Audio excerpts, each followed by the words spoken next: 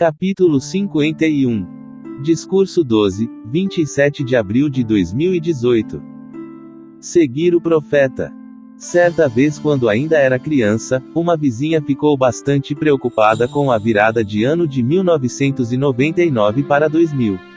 Houve muita história que o mundo iria acabar neste dia e que tudo seria consumido com fogo e catástrofe. Essa mulher ficou tão preocupada que na noite de 1999 reuniu a família e feliz um jantar com tudo o que ela tinha de comida dentro de casa, ou seja, tudo que era comestível eles comeram tudo.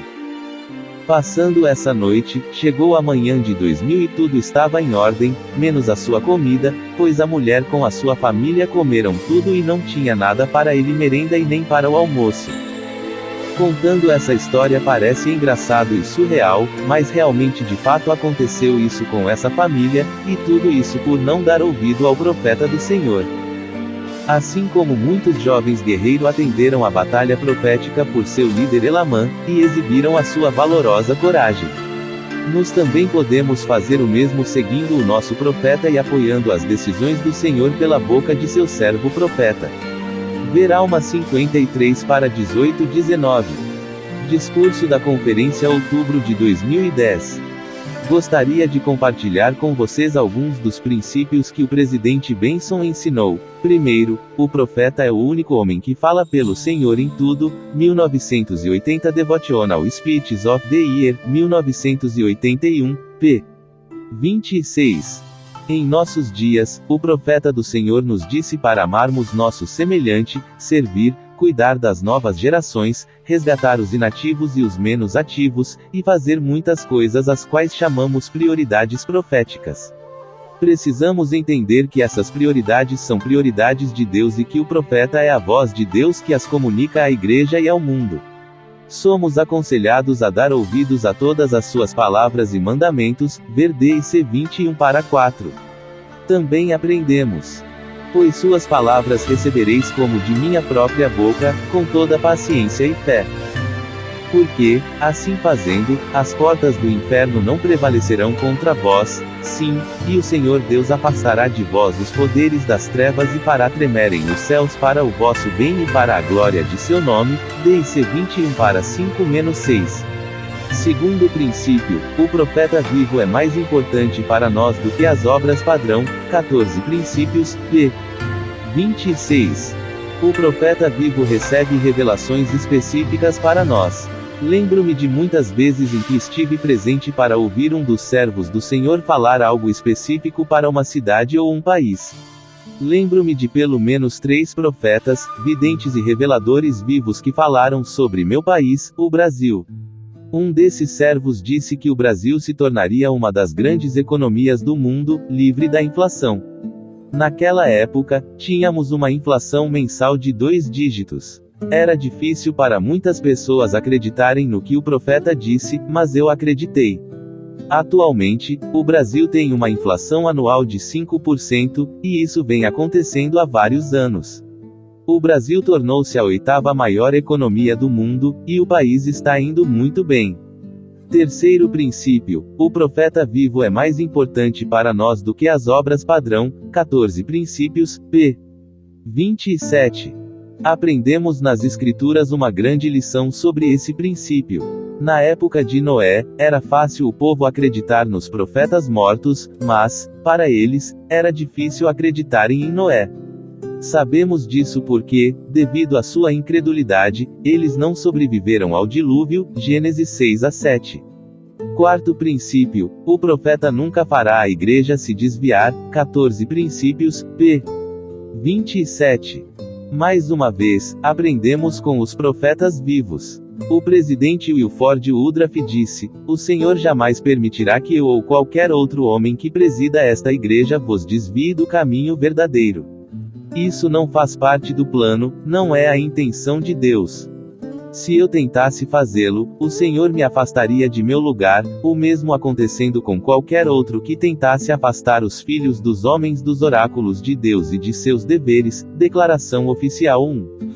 Quinto princípio: o profeta não precisa de nenhum treinamento específico ou de credenciais terrenas para falar sobre qualquer assunto ou agir quanto a qualquer questão, a qualquer momento. 14 princípios, p.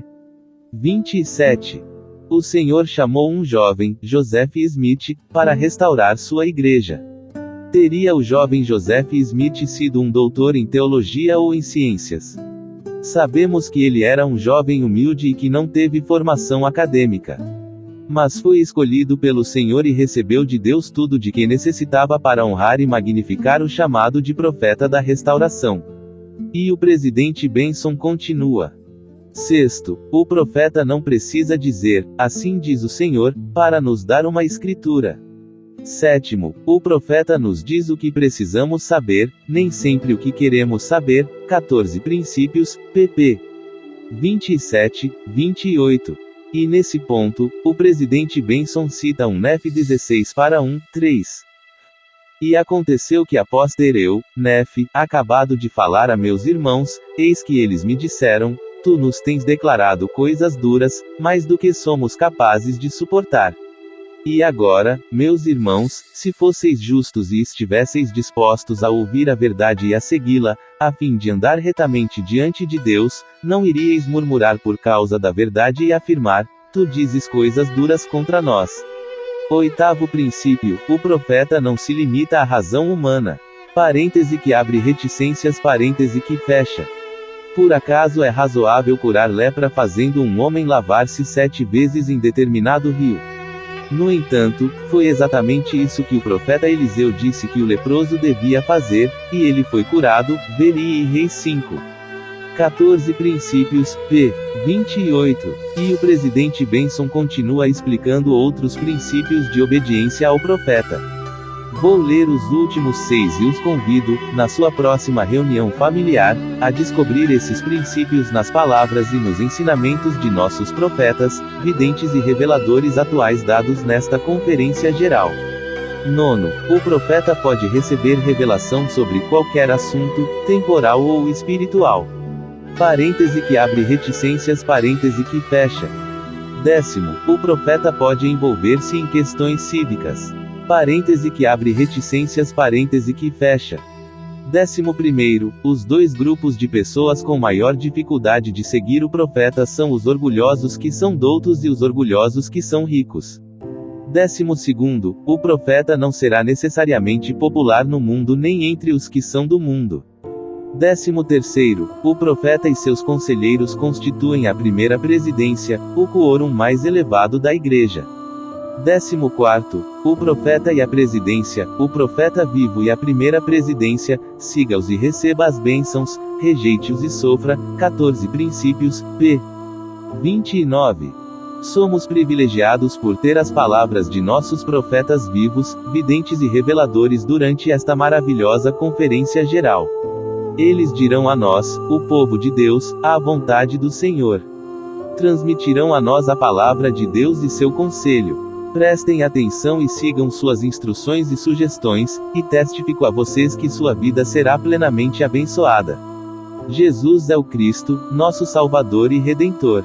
Thomas S. Monson é o profeta vivo de Deus, e a primeira presidência e o quórum dos 12 apóstolos são profetas, videntes e reveladores.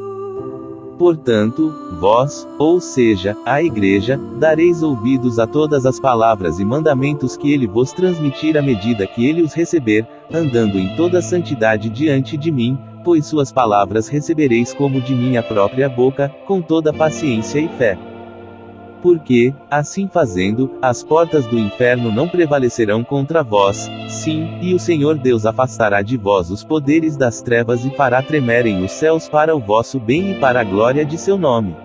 Estamos vivendo no mundo de onde muitas guerras, não me refiro em guerra civil mas sim em guerra espiritual.